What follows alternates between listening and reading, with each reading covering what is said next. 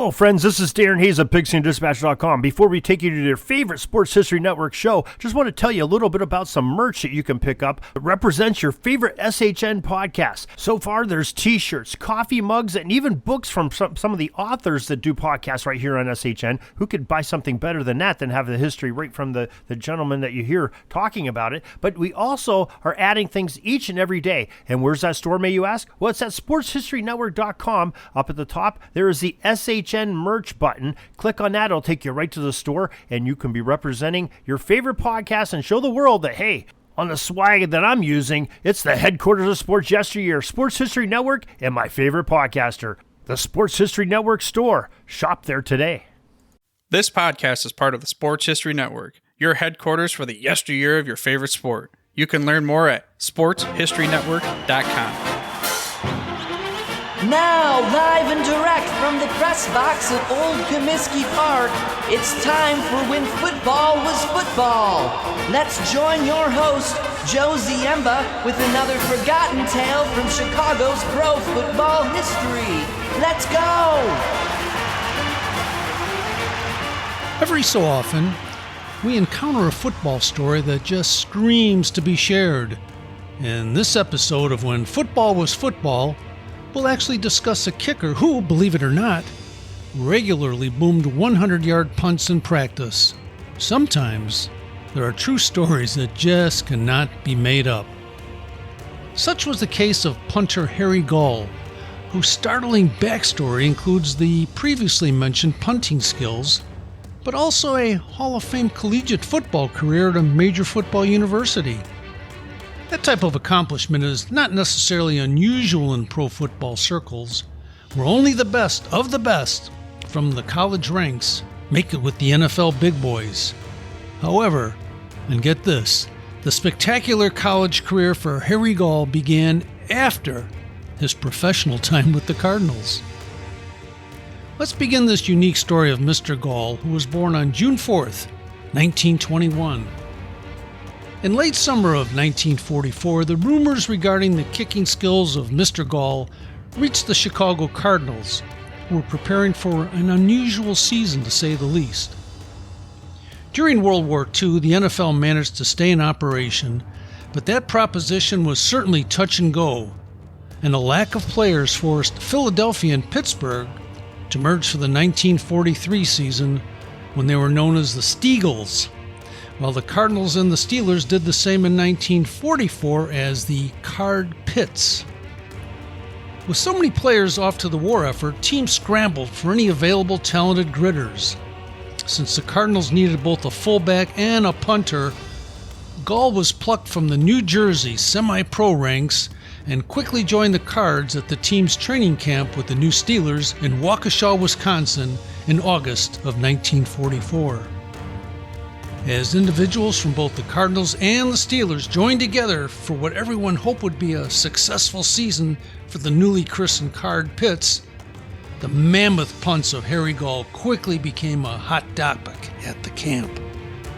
The Philadelphia Inquirer described the amazing kicks placed in orbit by Ghaul thusly: high, wide, and handsome, Ghaul's punts have been sailing 60, 65, and 70 yards downfield over the heads of weary and distracted safety players.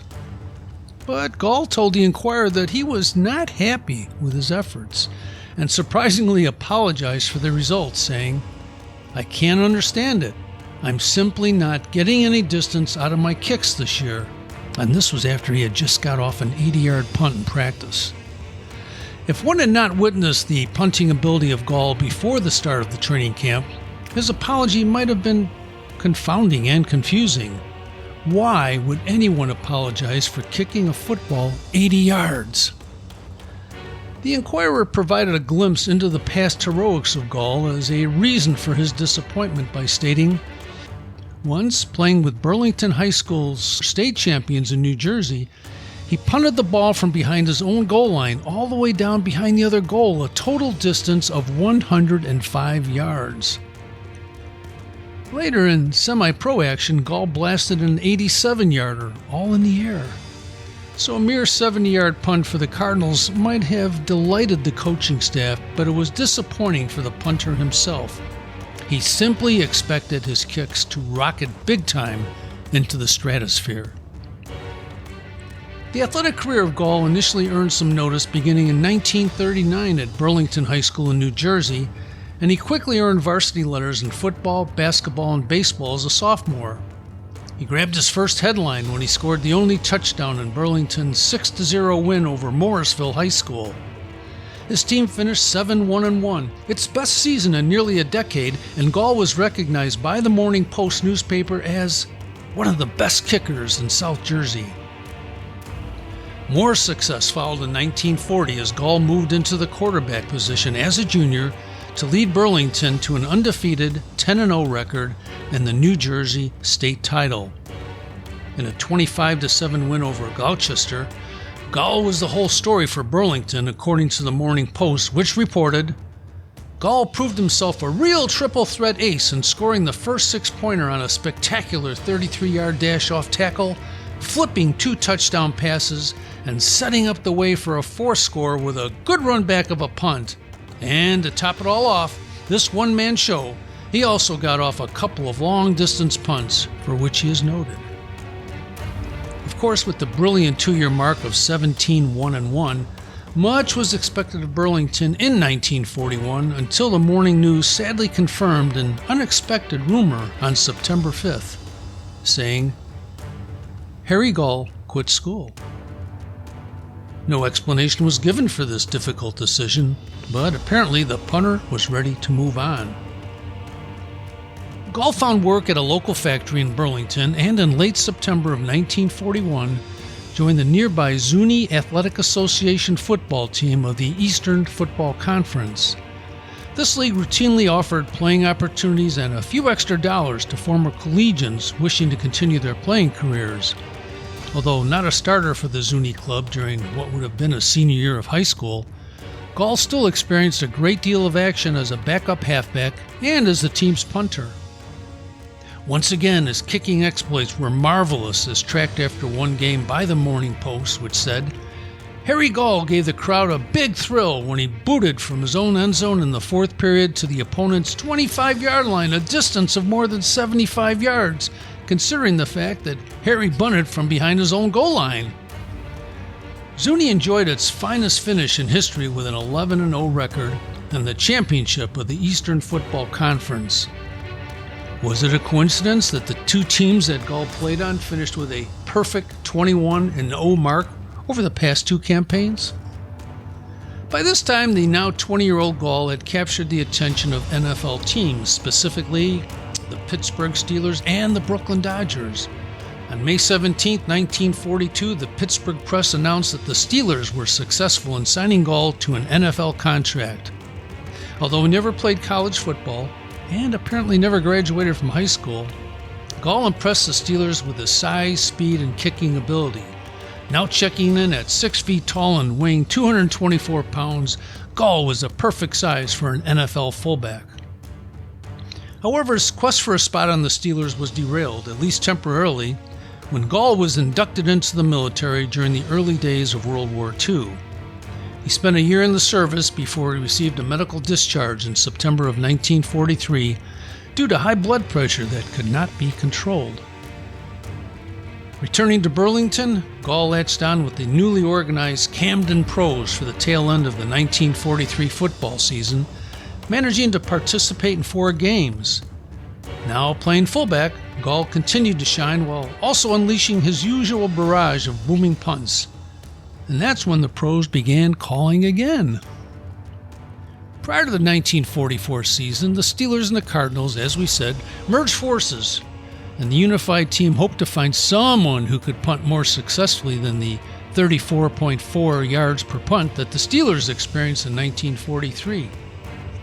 Recalling the brief time that Ghaul spent with the Steelers back in the summer of 1942 before his induction to the service, the Pittsburgh side of the coaching staff highly recommended a contract for Ghaul, and as mentioned, his boots were quite impressive. The Moline, Illinois Dispatch noted, the kicking problem of the Card Pits appeared solved, thanks to the golden toe of one David Harry Ghaul, The 223-pound punting sensation, whose previous football experience had been confined to high school and the Camden, New Jersey pros, is credited with consistently booting the ball between 60 and 80 yards. Bert Bell, co-owner of the Pittsburgh side of the club, simply stated, "Ghaul is probably the best kicker either Pittsburgh or Chicago had in at least 5 years." Even the Chicago Tribune agreed, saying, "Ghaul, a plump New Jerseyite, appears to be the best punter in camp." During the team's first public inter-squad scrimmage game on August 26, Ghaul started at fullback for the black team and scored his side's first telly with a 1-yard plunge. While the Card Pits only scheduled a pair of exhibition games in the preseason of 1944, Ghaul started at quarterback in the first contest, a 22-0 loss to the Eagles on September 12th. Although the offense was missing in action, the Courier-Post newspaper in New Jersey reported, "One of the features of the game was the splendid kicking of Harry Ghaul." The final preseason exhibition on September 18th was a 3-0 setback to the Washington Redskins. But 2 years later, Ghaul was released as the Card Pits made the final cuts to move the roster down to a mere 28 players. Was his football career over?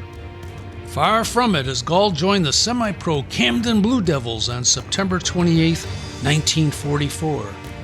It was then that the football journey of Harry Ghaul became even more intriguing. After spending 2 training camps with NFL teams and stints with at least 3 semi-pro outfits and a year of military service, Ghaul suddenly showed up as a freshman candidate for the University of Miami football team in Florida. On June 29, 1945, the Miami Herald previewed the 1945 Miami squad and noted, "Harry Ghaul, a fullback from Burlington, New Jersey, was rated as one of the finest prep school punters last fall. He averaged 53 yards and is a consistent 75-yard booter." Whoa, did Miami not question the background of their newest player? Now 24, Ghaul certainly must have looked a bit more mature than your average 17 or 18-year-old freshman. And he certainly was at least 6 years away from his prep school stardom, not just a year as mentioned by the Miami Herald. By August 23, 1945, Miami coach Eddie Dunn had seen enough and told the Miami News, "The other day out there, Ghaul smacked into one that went 70 yards on the fly. A quick kick at that. I can't help but feel confident that Ghaul is about the best punter we ever had at Miami." Ghaul's impact was immediate. He led the club to an Orange Bowl championship with a 9-1-1 mark, and Ghaul, a multi-threat on offense, finished 4th in the nation, scoring an even 100 points. In comparison, the rest of his teammates scored 98 points. In a 33-7 win over Auburn, Ghaul scored on a touchdown runs of 82 and 28 yards to secure the Orange Bowl invitation. He was superb through all 4 years of Miami, leading to his induction into the Miami Hall of Fame in 1972. The Miami Herald carefully documented Ghaul's achievements at the time of his induction in 1972, stating, "Ghaul's name is splattered all over the UM record book. He got off the longest punt in Hurricane history, a 77-yard bomb in 1947. He also had the best punting average, 55.3 yards for a single game, and holds the record for most points scored in the season, 100, and a second in touchdowns scored in the season with 13 in 1945. Ghaul is also the leading scorer for a career with 180 points." As a senior, Ghaul finally received his college diploma on February 7, 1949. But it wasn't until 1972 when Miami Herald columnist Luther Evans finally leaked the news regarding the unusual career that Ghaul followed on his way to the University of Miami Hall of Fame. Or as Evans described it, Ghaul was the only Miami football player recruited out of a pro football training camp. Apparently, former Miami player and later assistant coach Walt Krzyzewski was an end for the Steelers when Ghaul was in training camp. As Ghaul himself explained it, "I'd gone into the service, and when I was discharged, I decided I'd try to make it in pro football without going to college. Krzyzewski was an end with the Steelers, and when he found out I hadn't been to college, he started working on me. I'd run the ball in practice, and he'd flatten me and say, 'Son, I think you'd better go get a college education.'" Krzyzewski added, When I found out Ghaul hadn't been to college, I told him, I'll get you a scholarship to the University of Miami, and I finally talked him into it. So at the ripe old age of 24, Ghaul entered college and began his amateur football career, and his previous exploits with the pros were apparently never mentioned. But what if Ghaul had instead made the Cardinals roster in 1944 and spent a few years with the team? The all-time punting leader for the Arizona Cardinals is Andy Lee with a 47.5 average, or just a bit less than Ghaul averaged in high school. Sadly, just a few months after being inducted into the Miami Hall of Fame in January of 1972, Ghaul passed away in his sleep at the too young age of 49 on April 15, 1972. At the time of his passing, Ghaul was the fire chief of Burlington, New Jersey. Walt Kashevsky recalled the sheer joy that being inducted into the Hall of Fame brought to Ghaul. He said, "After the Hall of Fame dinner, Harry came over to my house along with some of his old teammates. I'll never forget Harry saying then, with tears in his eyes, 'After this night, my life is complete.'" Thanks again for joining us for When Football Was Football here on the Sports History Network. This podcast is part of the Sports History Network, your headquarters for the yesteryear of your favorite sport. You can learn more at sportshistorynetwork.com. Hey there, sports history fan. This is Arnie Chapman, aka the Football History Dude, and I wanted to thank you for stopping by to listen to another episode here on the Sports History Network. Our podcasters are passionate about uncovering and sharing sports stories from yesteryear. And if you didn't know it already, we have over 30 shows across the network covering all sorts of sports history topics. In fact, here's a glimpse into one of our awesome podcasts here on the network. Do you wish you knew more about the 100 seasons of the NFL? You're in luck because you found the Football History Dude podcast, where each episode is a journey back in time to learn about the rich history of the NFL. From the founding of the league in an auto showroom, all the way to what it is today, America's favorite sport and a behemoth of an industry. My name is Arnie Chapman. Football is my passion, and I want you to come along with me each week to explore the yesteryear of the gridiron. So hop on board my DeLorean and let's get this baby up to 88 miles per hour. How about that? I bet you're super hyped to go listen to that new podcast, right? Well, to learn about this show and all the other podcasts on the network, head over to sportshistorynetwork.com/podcasts. Again, that's sportshistorynetwork.com/podcasts. Head over there today to find your next favorite sports history podcast.